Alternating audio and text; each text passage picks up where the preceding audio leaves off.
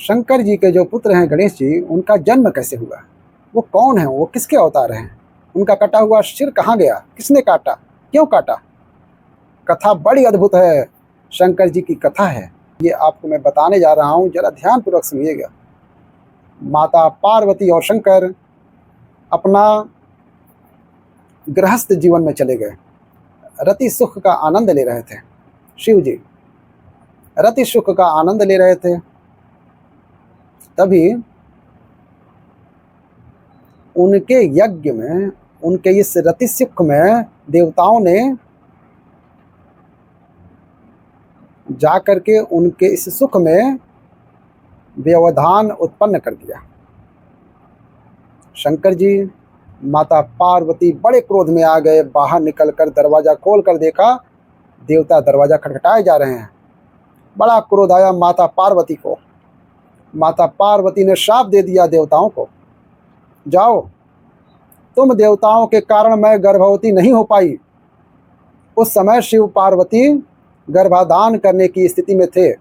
माता पार्वती के गर्भ में शंकर जी का तेज स्थापित होने ही वाला था कि देवताओं ने डिस्टर्ब कर दिया। और देवताओं ने जब ये अपराध किया तो माता पार्वती ने श्राप दे दिया, जाओ देवताओं, जैसे मैं गर्भवती नहीं हो पाई, आज के बाद तुम देवताओं की कोई पत्नी आज के बाद कोई संतान को जन्म नहीं देगी। तुम्हारे अंदर संतान उत्पन्न करने की क्षमता नष्ट हो जाएगी। तब से देवताओं के कोई बच्चे नहीं होते थे।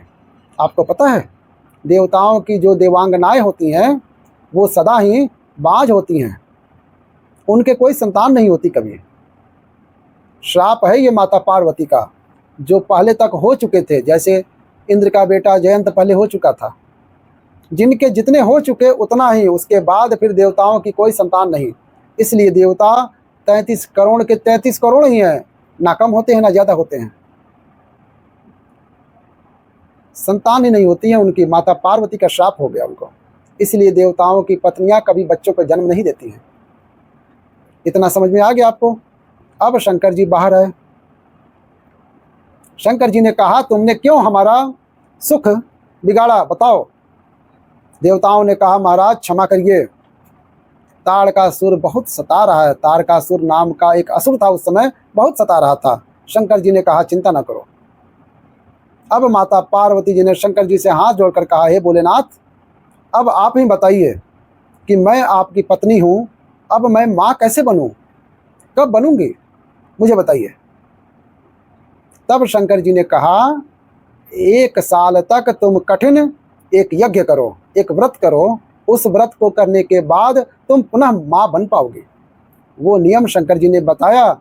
माता पार्वती ने खूब धूमधाम से यज्ञ किया, उस व्रत को किया। उस व्रत में खूब दान पुण्य किया। माता पार्वती ने जो जो मांगता वो देती। तो एक उसी यज्ञ में एक सनकादिक आ गए। इन चारों ने, माता पार्वती ने चारों को भोजन कराया, ब्राह्मणों को, संतों को, साधुओं को, सबको खिलाती पिलाती थी माता जी। तो सनकादियों को भोजन कराया। तो सनकादियों से माता पार्वती ने कहा, आप हमसे कोई वरदान। सनकादिक से माता पार्वती ने कहा, हमने भोजन कराया है, आप हमसे दक्षिणा मांगिए, क्या मांगती हैं। तो सनकादियों ने कहा, जो मांगेंगे दोगी माता, जरूर देंगे। तो सनकादियों ने कहा, हमें दक्षिणा में शंकर जी चाहिए। अब कोई पत्नी से कोई उसके पति को मांग ले तो माता जी का तो गला ही सूख गया। माता जी का तो गला ही सूख गया। अब शंकर जी अब नहीं देंगे तो श्राप मिल जाएगा। माता पार्वती तो रोने लगी, है महाराज, इसके बदले आप जो मांगेंगे, मैं अपने शंकर को, अपने पति को कैसे सौंप दूं। पति ही चले जाएंगे तो फिर मैं माँ कैसे बनूंगी। मैं पुत्र के लिए ही तो ये सारा यज्ञ अनुष्ठान कर रही हूँ। माता जी रोने लगी। तो माता जी को रोता देख वहाँ भगवान श्रीमन नारायण प्रकट हो गए। और भगवान श्रीमन नारायण ने कहा, देवी, आप अपने पति का दान कर दीजिए, आपका भला होगा। भगवान ने कह दिया तो माता जी ने अपने पति भगवान शिव का दान सनकादियों को कर दिया। और जब दान दे दिया तो सनकादिक बड़े प्रसन्न हुए कि आपने अपना सबसे कीमती जो पति होता है वही दान किया। हम आप पर बड़े प्रसन्न हैं। जो वरदान आप चाहती हैं, जिसकी कामना के लिए आपने यह यज्ञ अनुष्ठान किया है, निश्चित पूरा होगा। ये कह करके सभी देवी देवता माता पार्वती को वरदान देकर, आशीर्वाद देकर चले गए। सब लोग, यज्ञ पूरा हुआ, अनुष्ठान व्रत पूरा हुआ। एक सुंदर से बगीचे में एक सुंदर सा वहाँ पर वन था। उस वन में भगवान शंकर माता पार्वती के संग आज फिर विहार करने निकले। वहाँ शंकर जी अपनी पार्वती अथवा माता पार्वती के साथ विहार कर ही रहे थे। आज माता पार्वती के गर्भ में भगवान शिव अपने तेज को स्थापित करने ही वाले थे कि अभी तेज स्थापित होने ही वाला था। माता पार्वती गर्भवती होने ही वाली थी कि उनके द्वार पर स्वयं भगवान श्रीमन नारायण एक गरीब आदमी बनकर, एक ब्राह्मण बनकर आवाज़ लगाने लगे, भिक्षाम देहि, मैं बहुत भूखा हूँ, बहुत प्यासा हूँ, क्या मुझे कुछ खाने को मिलेगा। उस समय माता पार्वती गर्भवती ही होने वाली थी कि ब्राह्मण द्वार पर आवाज़ लगाया जा रहा है। तुरंत शंकर जी उस ब्राह्मण की आवाज़ सुनकर के माता पार्वती से बोले, हम गृहस्थ हैं, द्वार पर कोई अतिथि खड़ा है। माता पार्वती जितनी देर में उस अतिथि के पास गई, उतनी देर में शंकर जी का तेज जाकर के धरती पर गिर पड़ा।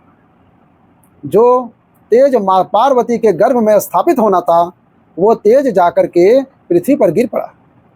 माता पार्वती ब्राह्मण देवता के पास आई, जी विप्र देवता, क्या सेवा करें, क्या खाएंगे आप। उन्होंने कहा, हमें ये खाना है, बड़ी भूख लगी है। माता पार्वती बहुत दुखी हुई कि मैं गर्भवती नहीं हो पाई। शिव जी का तेज जमीन पर गिर पड़ा, अब कैसे गर्भवती होंगी मैं, रोने लगी। तब वो ब्राह्मण जो सामने खड़े थे, उन्होंने माता कहकर बुलाया, हे माता, आप चिंता ना करिए, आपको पुत्र जरूर प्राप्त होगी। ये कह करके वो ब्राह्मण अंतर्ध्यान हो गए, पता नहीं कहाँ चले गए। और वो ब्राह्मण कोई और नहीं, भगवान स्वयं श्रीमन नारायण थे, भगवान श्री कृष्ण थे। तुरंत वो एक सुंदर से पुत्र के रूप में माता पार्वती जिस बिस्तर पर अभी बैठी थी, उसी पलंग पर जाकर के नन्हा सा बालक के रूप में भगवान प्रकट हो गए। जैसे यशोदा के यहाँ, जैसे देवकी के यहाँ कृष्ण भगवान प्रकट हुए थे, भय प्रकट कृपाला दीन दयाला, जैसे कौशल्या के यहाँ स्वयं राम प्रकट हुए थे, वैसे ही माता पार्वती के यहाँ आज स्वयं भगवान नारायण गणेश के रूप में प्रकट हो गए। माँ, मैं आपका बेटा बनूंगा। ब्राह्मण तो गणेश के रूप में प्रकट हो गए, नन्हा सा बालक। माता जी बाहर खड़ी, तभी आकाशवाणी हुई, देवी आपको पुत्र की प्राप्ति हो गई है, आप जाओ अपने पुत्र को प्यार करो। माता पार्वती अंदर गई तो वो नन्हा सा बालक बहुत सुंदर माता पार्वती के उसी बिस्तर पर था जिस बिस्तर को वो अभी थोड़ी देर पहले बैठी थी। अब तो माता पार्वती उस पुत्र को देखकर उनके अंदर ममता जाग गई, करुणा जाग गई, और माता पार्वती ने उस पुत्र को, वो बच्चा धीरे धीरे बोल रहा था, रो रहा था, माँ, माँ, माँ। तो गणेश जी ने माता पार्वती का एक नाम दिया, उमा। माता जी का एक नाम क्या है? उमा। उमा कहूँ मैं अनुभव अपना। ये जो माता पार्वती का एक नाम उमा है, ये नाम पार्वती जी को भगवान गणेश जी ने प्रदान किया है। उमा, उमा, ऊ करके रो रहे थे भगवान गणेश जी। बच्चा कैसे रोता है? ऊ करके रो रहे थे, और उनके मुख से माँ भी निकल रहा था, माँ, माँ। तो उमा उनका नाम पड़ गया। तो माता पार्वती ने बच्चे को उठाया, अपना दूध पिलाया। शंकर जी आए, शंकर जी ने देखा, अरे देवी, ये पुत्र स्वयं गणेश जी जो हैं, वो साक्षात भगवान श्री कृष्ण के अवतार ही हैं। गणेश जी साक्षात भगवान श्री कृष्ण हैं, ऐसा हम मन से नहीं कह रहे हैं।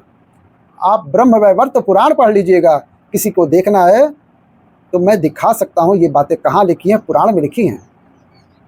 कई लोग कहते हैं ना कि माता पार्वती के मैल से उन्होंने गणेश जी बना, ये सब बातें मनगढ़ंत है, ये सब गलत कथाएं हैं, समाज में चल रही हैं, प्रचारित किया गया है, इनका कोई और छोर नहीं है। असली बात यह है जो पुराण में लिखा गया है, वो यही है कि भगवान श्री कृष्ण ही, भगवान श्रीमन नारायण ही माता पार्वती के पुत्र रूप में, गणेश रूप में भगवान श्रीमन नारायण ही, कृष्ण ही गए। तो अब देखो यहाँ तक समझ में आया। अब आगे चलते हैं। अब यहाँ भगवान गणेश जी का जन्म हुआ, गणेश जी का उत्सव। उस समय गणेश जी हमारे आपके जैसे मनुष्य थे, भगवान थे, लेकिन मुंह हमारी आपकी तरह था। अभी उत्सव चालू हुआ, माता पार्वती माँ बन गई हैं। अब माता पार्वती ना, उनको ये नहीं लग रहा कि ये मेरे गर्भ से नहीं, ये मेरा ही बेटा है। उन्होंने ऐसा माना, उनसे ही प्रकट हुआ, उन्होंने ऐसा मान लिया। भगवान तो प्रकट होते हैं, गर्भ से तो आते नहीं हैं। भगवान तो अयोनिज हैं, भगवान का जन्म गर्भ से नहीं होता है। भगवान तो सदा प्रकट होते हैं, भय प्रकट कृपाला। हम और आप योनि से पैदा होते हैं, भगवान योनि से पैदा नहीं होते हैं। भगवान का एक नाम है अयोनिज। जो योनि से कभी पैदा ना हो वो अयोनिज है। जो योनि से कभी प्रकट नहीं होते वो प्रकट होते हैं, भय प्रकट कृपाला, वो प्रकट होते हैं भगवान। तो गणेश जी प्रकट हो गए, माता पार्वती ने स्तनपान कराया, दूध पिलाया और खूब आनंद से खूब उत्सव मनाया। अब पार्वती जी का बेटा हुआ है, सब देखने आए दूर दूर से।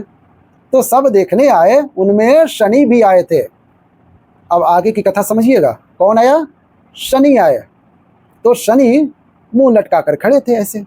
माता पार्वती ने कहा, सबने मेरे छोरा को आशीर्वाद दिया, सबने खूब दुआएं दी। ब्रह्मा जी आए, विष्णु जी आए, सब दे दिए, सब इंद्र आए, सबने आशीर्वाद दी, दुआएं दी। तुम आए हो तो मुंह लटका के खड़े हो, क्यों? आशीर्वाद दो। शनि जी बोले, मेरी दृष्टि बहुत बुरी है। पार्वती जी बोली, कोई दृष्टि बुरी नहीं होती है। पार्वती जी ने कहा, दर्शन दो और आशीर्वाद दो। शनि बोले, देखूं? बोली, हाँ हाँ देखो। शनि की दृष्टि पड़ते ही गणेश जी का सिर धड़ से अलग हो गया। आप लोग ये सुनते हैं कि शंकर जी ने सिर काटा था। अन्य पुराणों में कहीं कहीं पर यह भी लिखा है कि शंकर जी ने सिर काटा, क्योंकि गणेश जी उस समय माता पार्वती की सेवा में थे। माता जी ने कहा था कोई अंदर ना आना पाए, तो शंकर जी आए तो शंकर जी को भी रोका। ये भी कथा हम लोग सुनते हैं। तो सुनो, ये कथा भी सत्य है कि शंकर जी ने सिर काटा, और ये भी कथा सत्य है कि शनि की दृष्टि पड़ते ही सिर खंडित हो गया। अब ये दोनों कथाएं सत्य कैसे हो सकती हैं? तो मैं आपको समझाऊं। गणेश जी का जन्म कोई एक बार नहीं हुआ, हर कल्प में गणेश जी का जन्म होता है। हर कल्प में जैसे प्रधानमंत्री 5 साल के होते हैं, हाँ या ना? प्रधानमंत्री किसी का नाम नहीं है, प्रधानमंत्री एक पद होता है 5 साल का। उसी प्रकार गणेश जी एक पद है। उस पद पर आज आप बैठे हैं तो आज आप गणेश जी बनेंगे। पार्वती जी पिछली बार सती थी, फिर उनका जन्म पार्वती के रूप में हुआ। इसके पहले भी माता पार्वती के कई जन्म हो चुके हैं।